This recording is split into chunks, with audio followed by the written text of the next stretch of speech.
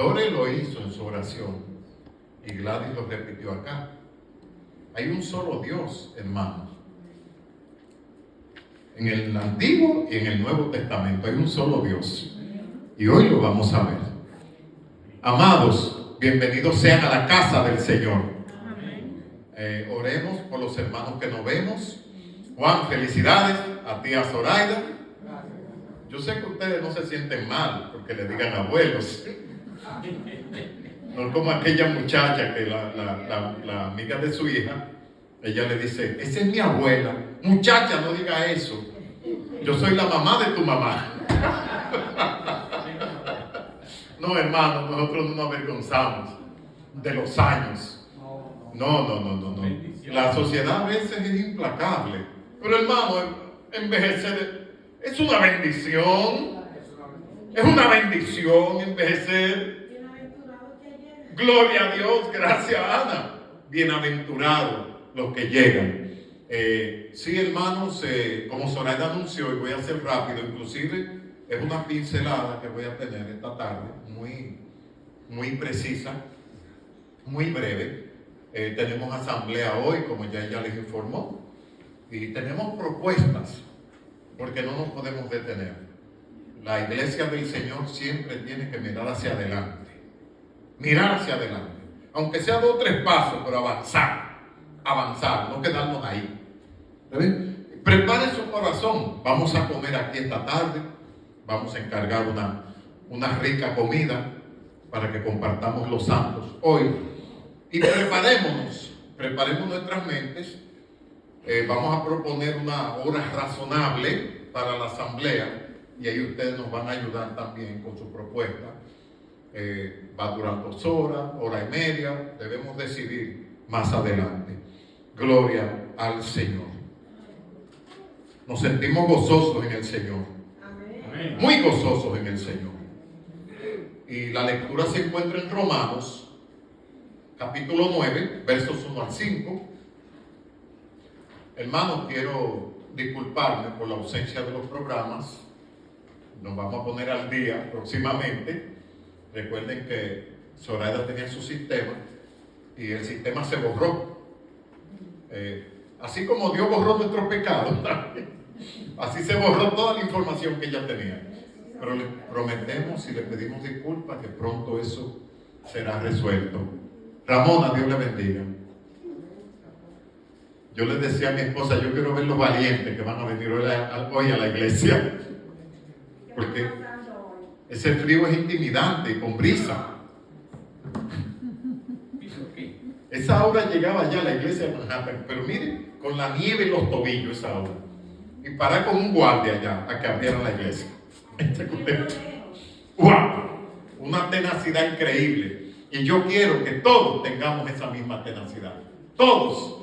Hermanos, yo no sé qué distancia hay del cielo a la tierra. Lo que sí yo sé, que Jesucristo vino de allá, acá. Y Jesucristo salvó todos los obstáculos para venir al mundo a morir por nosotros. ¿Cómo nos va a amedrentar a nosotros un frío, una temporada, de no venir a adorar el dulce nombre del Señor? Miren, yo quiero ver lo que nos detenga. Romanos capítulo 9, 1 al 5, la defensa de nuestra esperanza. Defensa significa, es apologética en griego y significa defensa racional de la fe. Usted sabe que la fe no siempre se demuestra, la fe es interior. La defensa de nuestra esperanza. Y dice Romanos 9, 1 al 5, los que gusten pueden ponerse de pie y los que no, igualmente, reciban esta palabra. Pablo a los romanos: verdad digo en Cristo, no miento, y mi conciencia da testimonio en el Espíritu Santo, que tengo gran tristeza y continuo dolor en mi corazón, porque desearía yo mismo ser anatema, separado de Cristo por amor a mis hermanos, los que son mis parientes según la carne, que son israelitas, de los cuales son la adopción, la gloria, el pacto, la promulgación de la ley, el culto y las promesas, de quienes son los patriarcas y de los cuales, según la carne, vino Cristo, el cual es Dios sobre todas las cosas, bendito por los siglos. Amén. Padre Celestial, no venimos con nuestra propia recomendación. Venimos recomendados, Señor, por tu testimonio. Y venimos en el nombre de Jesús. Señor, dirígenos y bendícenos a todos en esta tarde. En el nombre de Jesús. Amén y amén. Se pueden sentar, amados. Se pueden sentar.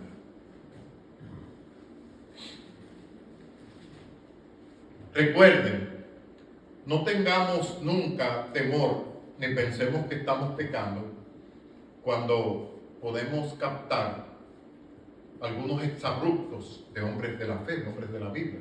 Recuérdense, fueron hombres inspirados por el Espíritu Santo, pero eran hombres, como usted y como yo. Eran personas, no eran infalibles. Y muchas veces, hermano, a la luz de lo que leímos ahora, aspectos, ¿cómo le podría yo decir? Extremos, hablan a través de nosotros. A veces decimos palabras productos de un dolor, un lenguaje producto de impotencia. Es producto de las circunstancias, no quienes somos interiormente. Muchas veces esas cosas pasan. Muchas veces el dolor habla por nuestra boca. No el ornato de un corazón, no.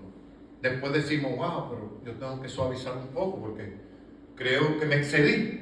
Pero no fui yo. Fue la circunstancia que viví en el momento. Por eso yo siempre comparto con ustedes, hermanos, que los sentimientos y las reacciones son naturalmente humanas. Son naturalmente humanas. Son de nosotros los seres humanos. Lo que nosotros debemos en el poder del Señor es ponerle límites precisos a las emociones. Límites precisos. Que no superen nunca el trabajo y el propósito que quiere hacer el Espíritu Santo con nosotros. El contexto de esta lectura, Pablo aborda la incredulidad de los judíos. En los versos anteriores, él también dice que somos más que vencedores por aquel que nos amó, Jesucristo. Es más adelante que él aborda el rechazo de los judíos de Israel, el rechazo al Mesías, a la venida de Cristo. Y hermanos, realmente Primera de Juan, capítulo 2, verso 23, pone a los supuestos creyentes en Dios en una muy difícil disyuntiva. Porque dicen que aman a Dios, que adoran a Dios, pero viene Jesús, que es su Hijo, entonces lo odian y lo aborrecen. Es como usted odiar a alguien que está haciendo bien, como que no tiene sentido. Usted ve a alguien dándole comida a un desamparado, alégrese, no le busque defecto. Usted ve a alguien compadecido por alguien que no tiene hogar, por alguien que está en la calle arrastrado, diga, wow, qué compasiva esa persona. Aborrecieron a Jesús, ¿por qué? Porque hizo bien. Porque hizo bien. Entonces hay una contradicción. Supuestos adoradores del Señor. Por ejemplo, que yo digo que yo aprecio mucho a Ana, o a cualquiera de ustedes, Joaquina. Y después llega el hijo de Joaquina, por poner un ejemplo, acá, y a mí no me cae bien. Entonces yo sigo postulando el amor que tengo por Joaquina, pero no quiero a su hijo, ni quiero que entre a mi casa. ¿Cuál es la reacción de Joaquina? Como madre de su hijo, usted no quiere a mi hijo, pues, usted no me quiere a mí. Hermano, dígame si estoy equivocado. Y búsquelo en el marco de la palabra. Esos judíos, Pablo criticó duramente eso. Ustedes dicen que adoran a Dios, pero... Y Juan, precisamente, Primera de Juan 2:23, dice que el que niega al Hijo, tampoco tiene al Padre, dice Juan. El que confiesa al Hijo, tiene también al Padre. Hermano, es imposible que uno esté y el otro no. Es imposible dentro del marco teológico correcto. Correcto. Yo les comenté una vez que un hermano querido mío, pero muy radical, hermano mayor mío, qué sé yo, tuvo unas diferencias con mi esposa. Es una persona estilo militar. Usted va a la casa de él y usted tiene que comer lo que él le da, sentarse ahí, lo mínimo, y él lo observa todo. Es una persona extremadamente radical. Y Zoraida tiene su carácter también. Ahora él postulaba, y mi hermano para aquí, mi hermano para aquí. Un día yo se lo dije, porque hermano, la defensa es permitida. Un día le dije, pero hermano, tú tienes 2 hijas ahí. ¿Qué te parece a ti si yo postulo que te amo mucho a ti y que te quiero ver y que quisiera sentarme a conversar contigo, pero que tus hijas yo no las soporto, que no me las traigas? ¿Cómo tú reaccionarías? Se me quedó callado, porque yo conozco el carácter de él. Eso pasa aquí también. El que no confiesa a Jesús no tiene al Padre tampoco. Lo dice Primera de Juan 2:23. Entonces eran supuestos adoradores del Señor. No. Hay una contradicción, y a eso era que Pablo le salía al frente, hermano. Y yo comencé hablándoles que a veces nuestra voz es producto de una situación tremenda. Pablo aquí, hermanos, Pablo era humano también. ¿Usted cree que Pablo quería ser separado de Cristo, como él dice aquí? ¿O usted cree que Pablo quería ser anatema? Hermano, la palabra anatema es una palabra muy fuerte. Antes el término, antes del Nuevo Testamento, la anatema era adjudicado a las ofrendas santas en el templo, fíjese. Llegado al cristianismo, llegó a ser maldición el término anatema. Y Pablo está hablando por el profundo dolor de sus hermanos.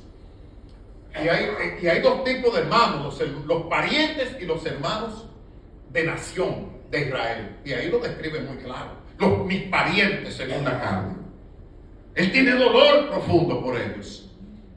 Nosotros también deberíamos experimentar el mismo dolor por los perdidos. Mire, hermano, yo solamente tengo una idea de lo que es el infierno.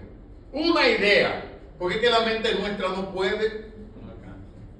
Y cuando yo pienso que el infierno es distancia extrema de Dios, a la persona que más daño me ha hecho en el mundo, yo le tengo compasión, le tengo pena, si parte de este mundo sin Cristo. Eso era lo que sentía Pablo. A la persona que más daño me ha hecho, yo le digo, Señor, ojalá acepte a Cristo. Porque mire, el peor enemigo que tengamos, si parte de este mundo sin estar preparado, va a despertar en una realidad, mire, que no se puede describir. No se puede describir. Apocalipsis 9 dice, Apocalipsis capítulo 9 dice, que será tiempo tan terrible, y eso es tiempo de juicio nada más. El infierno eterno no ha llegado. Dice Apocalipsis 9, que los hombres ansiarán morir, pero la muerte huirá de ellos. Usted sabe lo que es el tormento, la gente ver la muerte como un descanso y no poder tenerlo.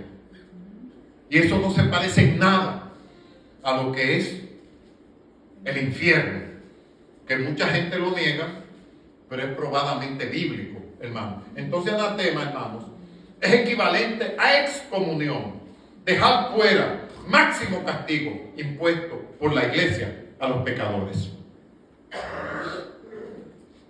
Pablo habla como humano aquí, hermanos, como un ser humano, movido por el dolor por sus hermanos. Pero Pablo en ningún momento quería ser separado de Cristo, y ser anatema mucho menos. Es el dolor que él siente internamente que habla por él. Entonces no nos dé pena ver el Pablo humano también, que habla aquí, porque usted se pone a pensar, wow, Pablo hablar así, separado de Cristo y ser anatema, eso como que le choca a uno, porque un hombre más dedicado al cristianismo y al evangelio, miren, tremendo, Pablo aventajaba a todos sus contemporáneos, en la dedicación y la entrega del Evangelio. Entonces llegamos fácil a la conclusión que es su dolor que habla aquí. No es el Pablo tranquilo, no es el Pablo sereno. Muchas veces, hermano, las circunstancias nos hace hablar y decir cosas. Dice el verso 2 que tengo gran tristeza y continuo dolor en mi corazón, decía él. Pero Pablo no quería ser separado de Cristo, ¿no? Algo similar pasó con Moisés también. Éxodo 32, verso 32. Donde Moisés se puso de rodillas entre Dios y el pueblo. Cuando el pueblo entró en una idolatría y se puso a adorar un becerro de oro que hicieron, Moisés se puso de rodillas y dijo: Señor, ráeme a mí mejor. Y pidió por el pueblo. Pidió por el pueblo de Israel. Decía: que perdones ahora su pecado, decía Moisés. Y si no, ráeme ahora de tu libro que has escrito. Ráeme quiere decir sacarlo de raíz, exterminarlo. Ese Moisés. Y Dios le dijo: no, mi problema es con los pecadores, no es contigo, que no ha fallado. Eso le dijo Dios a Moisés. Y aquel castigo fue temporalmente suspendido por amor a su siervo, pero se puso en el medio entre Dios y el pueblo. Éxodo capítulo 32, verso 32. Algo similar siente Pablo aquí, pero no es el Pablo reflexivo, es el Pablo humano que está tristemente acongojado por el destino eterno de sus parientes y de sus hermanos de nación. Y eso no nos debe a nosotros sentir mal cuando enfocamos que el gran apóstol Pablo también habló con un ser humano acá. Y yo quiero hacer hincapié en esto. Pablo no desea ser separado de Cristo. No desea ser objeto de maldición con tal de que otros judíos se salven. Pero su dolor por ellos es tan profundo que virtualmente se pone en esa actitud. O sea, en el lugar de los perdidos se pone. Eso hizo Moisés, se puso en el lugar de los perdidos. ¿A qué vino Cristo? El ejemplo más grande que tenemos. Y Moisés y Pablo venían de pecado, porque no hay hombre nacido de mujer que haga el bien y nunca peque, dice la Biblia. Moisés y Pablo venían de una línea de pecado. Todos los que hemos nacido de mujer, dice la Biblia textualmente, que venimos con el virus del pecado. Cuando confesamos a Cristo, entonces somos limpiados. Entonces Moisés y Pablo estaban ahí metidos. Cristo hizo lo mismo. Cristo vino como un pararrayo entre Dios y la humanidad. Y todo el juicio de Dios cayó sobre él, sobre Jesús. Porque de tal manera amó Dios al mundo que ha dado a su Hijo unigénito, para que todo aquel que en él cree no se pierda, mantenga vida eterna. Pero qué amor el de Dios, que toda su ira cayó sobre su Hijo. La Biblia está llena de cosas que uno debe investigar siempre. Dios postergó el castigo por el pueblo de Israel, pero eso estaba ahí, eso venía pronto. Hermanos, yo quiero hacer hincapié rápido en el versículo 5. En el versículo 5, donde Pablo, sin rodeos, dice de Jesús. Ese verso es fácil identificarlo como mesiánico. No hay que ser un teólogo, no hay que ser un genio. Ese verso apunta directa y exclusivamente a Jesucristo. Dice de quienes son los patriarcas, o sea, los antepasados, de los cuales según la carne vino Cristo, el cual es Dios sobre todas las cosas, bendito por los siglos, amén. Hay grupos religiosos y corrientes que le quieren restar deidad a Cristo. Y esto no es especulación. Usted revisa el Nuevo Mundo de las Escrituras, que es la Biblia cotejada de los testigos de Jehová. Esto no es difamación. Usted lo busca y usted lo ve. Y usted lo ve. Que dice, tomando este verso, de quienes son los patriarcas, de los cuales, según la carne, vino Cristo. Y ellos le ponen 2 puntos ahí. Usted sabe que un punto significa que un tema concluyó y comienza otro. Luego dice Dios sobre todos nosotros. Quiere decir que ya el tema de Jesús ya pasó. Jesús vino de los antecedentes, de los antepasados, pero Dios está por encima de todo. Separan a Jesús de Dios. Lo separan, le restan deidad. Pero Jesús le dice a Felipe, cuando Felipe le dice, ay Señor, muéstranos al Padre y nos basta. Jesús se queda mirando a Felipe y le dice, Felipe, pero el que me ha visto a mí ha visto al Padre. ¿Cuánto tiempo estoy con vosotros y no me has conocido, Felipe? El que me ha visto a mí ha visto al Padre. Jesús no dijo, es interesante ver lo que no dijo. Si es poderoso lo que dijo, también es importante lo que no dijo. Por eso hay que ver el espíritu de la letra, no solamente la letra impresa. Hay que buscar el espíritu de la letra. Jesús no le dijo, Felipe, el que me ha visto a mí ha visto una representación de Dios. Ha visto una imagen de Dios. El que me ha visto a mí ha visto al Padre, le dijo Jesús. Entonces, hermanos, tratan de separar a Jesús. Ahí los gnósticos encontraron una bandeja de plata ahí para poder llevar su torcida doctrina de que la materia es inherentemente mala. El cuerpo es inherentemente malo. Todo lo creado es inherentemente malo. Y la divinidad no puede morar allí, en lo material.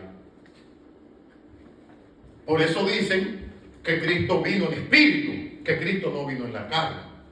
Yo digo que con esta doctrina ellos se llenaron y se sirvieron con bandejas de plata, con esto. Pero hermanos, hay algo interesante aquí. Hay algo interesante. Que ya Jesús es anunciado desde el Antiguo Testamento. Jesús. Isaías 9, por ejemplo, dentro de tantos pasajes que aluden al Mesías que vendría. Isaías 9. Y le pone unos calificativos que yo me pregunto qué estaría pensando Isaías, porque Isaías yo dudo que haya procesado esa revelación en ese momento. Le pone unos títulos al Mesías que habría de venir. Dice admirable, consejero, Dios fuerte, Padre eterno, príncipe de paz. Dios eterno, a un niño que vendría. Israel era un pueblo extremadamente monoteísta. Un solo Dios, mono, uno, Teos, Dios. Y yo me imagino que estaría pensando Isaías cuando recibe esa revelación. Pero si Dios es uno, ahora me está hablando de un niño que va a venir con estos atributos. Está hablando de Jesús. Debemos estar preparados, hermanos, porque el título dice la defensa de nuestra esperanza. Recuerden, Dios no necesita ni el crédito de los humanos para Él ser Dios, y Dios no necesita defensa. Nuestra fe sí, nuestra esperanza sí, necesita ser defendida ante aquellos que quieren torcer la verdad. Pero para defender nuestra verdad tenemos que estar instruidos en esta palabra. Tenemos que saberla, la palabra del Señor. Una persona muy querida, pero muy afiliada a los testigos de Jehová, utilizó un verso en Mateo 28, 18, donde Jesús declara, toda potestad me es dada en el cielo y en la tierra. Y usó ese versículo y lo tergiversó. Y me dice, no leo, Jesús no es Dios. Dios le dio la potestad, le dio el derecho. Usted ve, como un gobierno le da un derecho a un embajador. Usted sabe lo que es un embajador plenipotenciario. Es un diplomático con todas las atribuciones por el gobierno, pero sigue siendo un embajador. No es el presidente, no es el presidente. Donde él vaya, tiene que postular su nombre y a quién representa, el país y el gobierno a quién representa. Él no puede decir, por muchos poderes que le haya puesto el presidente, él no puede decir yo soy el presidente. Yo soy un embajador con plenos poderes. Eso es lo que quería decir ese argumento, que Jesús simplemente Dios le dio potestad, le dio derechos, pero que no era Dios. Y yo le dije, le hice una pregunta a él, pero sencilla, hermano, sencilla. ¿Qué dice el cuarto mandamiento? Dado en el Éxodo 20, versículos 4 y 5. No te harás imagen, ni ninguna semejanza de lo que esté en el cielo, ni lo que esté en la tierra, ni debajo de la tierra. no te inclinarás a ella, ni la adorarás. Y esta Biblia enseña que Jesús recibió adoración. El Nuevo Testamento testigo que Jesucristo recibió adoración. Ahí se me quedó, le forjó un trabalenguas ahí. Yo le dije, entonces, ¿cómo tú me explicas? Cuando Dios prohibió que fuera de la divinidad nada reciba adoración, ¿cómo tú me explicas que Jesús fue adorado y Jesús recibió la adoración? Se me quedó mudo. Búsquelo en Mateo 28, 18, donde él decía toda potestad. Entonces tergiversa eso. Que Dios sí le dio derechos a Jesús, pero que Jesús es un ser creado. Que Jesús es un ángel. Dios prohíbe la adoración a los ángeles, hermanos. Dios la prohíbe tajantemente. Entonces, si Jesús recibía de buena gana la adoración que le prodigaban, es porque Jesús es Dios. Es Dios. Ustedes ven cómo los magos vinieron de Oriente y le adoraron siendo un bebé, siendo un niño. La mujer, la pecadora, fue y derramó su perfume. Yo no he visto un devocional más apasionado que ese. Sin media palabra, sin decir media palabra. Esa mujer no dice nada. Simplemente fue a los pies del Señor, derramó su perfume. Luego comenzó a llorar y las lágrimas caían sobre los pies de Jesús. Y ella con su cabello entonces le secaba los pies al Señor. Yo no he visto un devocional más apasionado y más dedicado que ese. Y Jesús no le dijo, mira, no haga eso conmigo. No haga eso conmigo, que yo no soy Dios. ¿Verdad que no lo hace? Jesús no lo hizo. Hermano, entonces tenemos que ser apercibidos. Tenemos que estar siempre dispuestos a presentar defensa de la verdad bíblica. Porque el Señor recibe adoración. Si era una criatura creada. Y el cuarto evangelio, Éxodo 20, 4 y 5, prohíbe tajantemente adorar cualquier criatura fuera de la divinidad. Prohíbe, porque hay gente, hay una doctrina, no recuerdo cómo que le llaman, que dicen que la naturaleza, el universo y Dios forman el creador. Panteísmo, creo que le llaman. Panteísmo le llaman. O sea, no tienen al Padre, al Hijo y al Espíritu Santo. Conforman al Creador con el universo, la naturaleza y Dios. Oiga eso. ¡Qué barbaridad! ¡Qué barbaridad! Y adoran la naturaleza. Porque según ellos adoran a Dios a través de la naturaleza. Oiga qué aberración. Pero hermanos, tenemos que estar. Pablo aquí no se anda con rodeos en Romanos. El cual es Dios sobre todas las cosas, dice Pablo aquí. Lo dice con claridad. Tenemos que estar preparados, hermanos, para presentar defensa. Y Pablo mismo se preguntaba, ¿había esperanza en Israel? ¿Había esperanza para Israel? Recuérdense que la mayoría de la nación rechazaron a Cristo. Sin embargo, Romanos 10:13 dice, porque todo aquel que invocar el nombre del Señor será salvo. No la descendencia de Abraham automáticamente le iba a abrir las ventanas del cielo a algunos judíos, porque esto no es herencia sanguínea, esto no es por influencia. Todo aquel que invocar el nombre del Señor será salvo, dice Romanos 10:13. A Pablo le preocupaba realmente. ¿Qué me dice esto? Muchos judíos se van a perder. Muchos judíos se van a perder. Pero muchos gentiles también. Gente del mundo. Muchos gentiles se van a salvar y muchos judíos se van a salvar. Porque han invocado el nombre del Señor. O sea que esto no es una transferencia que automáticamente tú eres descendiente de Abraham. Jesús les reprochó, si ustedes fueran descendientes de Abraham, la obra de Abraham ustedes harían. Pero procuran matarme a mí, que les he hecho bien a ustedes. O sea que hay una contradicción. Ustedes no pueden ser hijos de Abraham, pero automáticamente no los coloca ellos en el cielo, porque esto no es por descendencia. Dice que la promesa de Abraham es la promesa hecha a Abraham, lo que hace salvo. Es a través de Isaac que somos nosotros salvos, hermano. Pero realmente no es el hijo de Abraham, es la promesa hecha por Dios, que a través de Isaac, nosotros, si confiamos en la promesa del Señor, tanto los de allá como los de aquí, porque eso es como una invocación al Señor, abrazarse de las promesas de Dios. En el Antiguo Testamento dice la Biblia que el justo por la fe vivirá. Y Jesús no había llegado todavía. Desde luego, Cristo viene a completar la misión, a hacerla grande, para que la gente crea. Inclusive Cristo descendió y le predicó a los espíritus encarcelados. Se iba a completar la obra perfecta de Cristo. Pero amados, había gente salva en el pasado. Había gente salva. Porque se habían abrazado de las promesas de Dios. Habían puesto su fe en Jehová de los ejércitos. Lo habían hecho. Entonces esto no es automático. Porque somos descendientes de Abraham. O porque yo hago buenas obras. O porque yo sé mucha teología.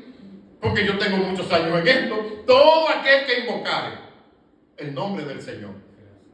Una de las cosas que Dios garantiza en la palabra es que el que viene a Él no lo echa afuera. Una de las garantías que tiene la Biblia, que ustedes lo pueden decir ahí a viva voz, es esa. Garantizado. El que viene a Dios con corazón contrito y humillado, Dios no lo desprecia. Porque tú no despreciarás un corazón contrito y humillado, dice el Señor. Dice la Biblia. Entonces, hermanos, sí, Israel tiene salvación, pero tiene que arrepentirse. Amén. Los gentiles necesitan la salvación, necesitan arrepentirse también al Señor Jesucristo. Bendito es el nombre del Señor. Amén. Entonces, hermano, tengamos eso presente. Tengamos ese presente cuando tratan de quitarle divinidad al Señor. Recuérdense lo que Juan ya nos advierte. Juan no nos dice siéntense a discutir la Biblia. No le digan bienvenidos ni los dejen entrar a sus casas. Dice Juan. No Juan J. Disla, ¿no? Juan el apóstol. Pero cuando veamos a alguna persona desorientada que ha recibido una información falsa, decirle no, Jesucristo es divino y Jesucristo es humano. Porque Jesucristo recibió lo que ninguna otra criatura puede recibir: adoración. Y la recibió el Señor de buena fe. Pero tenemos que estar, hermanos, en la palabra del Señor para poder presentar esa defensa y ayudar y encaminar a aquellos que están extraviados. Aquellos que de manera deliberada le quieren restar divinidad a nuestro Señor Jesucristo. Y yo les he dicho, hermanos, voy a ser rápido, que las modificaciones que Jesucristo hizo en esta palabra, solamente Él las puede hacer. Eso no es cosa de que potestad y que te di derechos, no. Jesús habló y actuó como Dios, no como alguien que le han sido dados derechos. Como Dios, un embajador plenipotenciario, tiene plenos poderes. Eso es lo que quiere decir plenipotenciario. Tiene plenos poderes del gobierno, pero sigue siendo un embajador. El presidente es el presidente. Aquí no. Jesucristo no es un embajador de Dios. Jesucristo es el mismo Dios. El único que modificó la cena pascual, la comida de la Pascua, que conmemoraba la libertad de los israelitas de Egipto, el único que la modificó fue Jesucristo. ¿En qué la transformó? En la Santa Cena del Señor ya. Algo más íntimo, algo más personal. Los mandamientos también, Jesús los redujo, porque había un montón de mandamientos, hermanos, muchas añadiduras que llegaron a ser una carga para el pueblo de Israel. Jesús dijo, no. Ama al Señor tu Dios con toda tu alma, con toda tu mente y con todo tu corazón. Y a tu prójimo como a ti mismo. Si yo amo a mi prójimo, yo no deseo la mujer de mi prójimo. Si yo amo a mi prójimo, yo no codicio lo que él tiene. Si yo amo a mi prójimo, yo no le robo a mi prójimo. Porque el que ama al pródigo, al prójimo, no le hace daño al prójimo, dice la Biblia. Le hace bien. Entonces Jesús redujo 300 y más mandamientos que habían elaborado los ancianos de aquel tiempo, que se convirtieron en una carga para el pueblo. No podía ni respirar. Jesús vino y lo simplificó. No, olvídense de todo eso. 2 mandamientos. Ama a tu Dios por sobre todas las cosas. Y a tu prójimo como a ti mismo. Gloria al Señor. Hermanos, que el Señor nos bendiga en esta tarde. Presentemos defensa siempre. Dios nos ha puesto como luz en medio de las tinieblas. Y hay mucha información tergiversada. Hay un deseo engañoso de querer quitarle divinidad a Cristo. Un deseo engañoso, malsano, de quererle quitar divinidad. a esos mares, cuando Jesús los reprendió, ningún hombre le habló así a la marea, al mar, ningún hombre. Amén. Elías y Eliseo resucitaron muertos y tuvieron que hacer una ceremonia inmensa alrededor del cadáver, inclusive acostarse encima de él, contar 7 vueltas alrededor del cadáver. Jesús dijo: Lázaro, levántate, y Lázaro se levantó. Autoridad de Dios, porque los que están en los sepulcros oirán la voz del Hijo de Dios. Jesús no tuvo que hacer ceremonia, no, a la voz del Hijo de Dios la muerte retrocedió y Lázaro se levantó. Mire, ese Elías tuvo que hacer para resucitar el hijo de la viuda. Ese hombre sudó ahí, mire, porque no fue fácil. Eliseo también. Ay, Señor, no pongas en vergüenza a tu siervo que ha estado en esta casa, Señor, resucita a este muchacho. Tuvieron que dar rodillas y clamar muchísimo al Señor. A la voz de Jesús, la resurrección era una realidad. Bendito sea el nombre del Señor. Amén. ¿Amén de dónde? Amén. Gloria a Dios. Entonces, hermano, ese verso 5, abrácelo, de Romanos 9, donde Pablo declara que Jesús, según la carne, Dios se plugo de crear un procedimiento humano para él venir al mundo, que fue a través de María. Pero Jesús es descendiente de Abraham. Dice aquí de quienes son los patriarcas, y de los cuales, según la carne, vino Cristo. Los patriarcas son los antepasados: Abraham, Isaac y Jacob, el cual es Dios sobre todas las cosas, bendito por los siglos, amén. Punto. Y hay muchos versos en el Nuevo Testamento que definen a Cristo como el Dios absoluto de siempre. Abracemos estos versículos bíblicos, hermano, porque hasta que Cristo venga van a haber corrientes que van a confundir mucho a la gente, y mayormente gente que no ponen mucho empeño por aprender de las Sagradas Escrituras. Y eso es penoso. Usted ve, yo voy a estar haciendo hincapié con ustedes siempre. Vengan a su escuela bíblica. Vengan a su escuela bíblica. Juan Motadisla se me ha salvado porque tiene un trabajo, mire, que yo sé lo que es. Yo lo voy a trabajar en embarque. Yo sé. Juan, cuando yo comencé a trabajar en un embarque, yo no podía ni siquiera abrir una llave.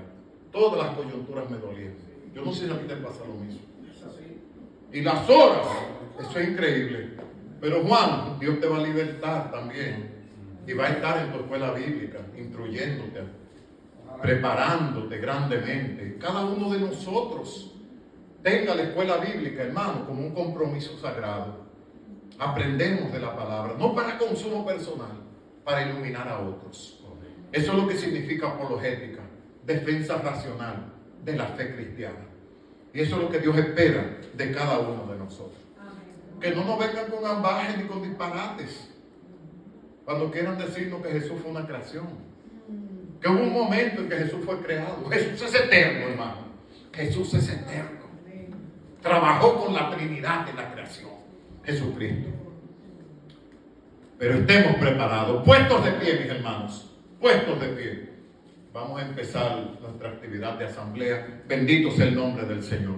Amén. Vamos a dar gracias a Dios por esta palabra. Amantísimo Dios y Padre Celestial, de la misma forma que aquella mujer pecadora fue y le ofrendó a Jesús un costoso perfume, probablemente el salario de un año, probablemente, pero lo derramó sin dudar en una devoción sin igual al Señor, una devoción sin palabras. Le adoró a Jesús. Permite, Señor, que el Padre, el Hijo y el Espíritu Santo, los cuales son equivalentes, reciban de nosotros la misma adoración. La misma adoración. En la antigüedad solamente conocían a Jehová, pero ya Dios tenía otros planes en la dispensación de la gracia, donde iba a dar a conocer a través del Espíritu Santo los misterios ocultos desde la fundación del mundo. Y Dios se iba a encarnar. Emanuel, Dios con nosotros, vendría al mundo. Y ese es Jesucristo. Gracias, Señor, porque tu palabra brilla en nuestras mentes, porque tu palabra es firme en nuestros corazones. Te adoramos, Señor, y te glorificamos en el nombre de Jesús. Amén y amén. Que el Señor nos bendiga.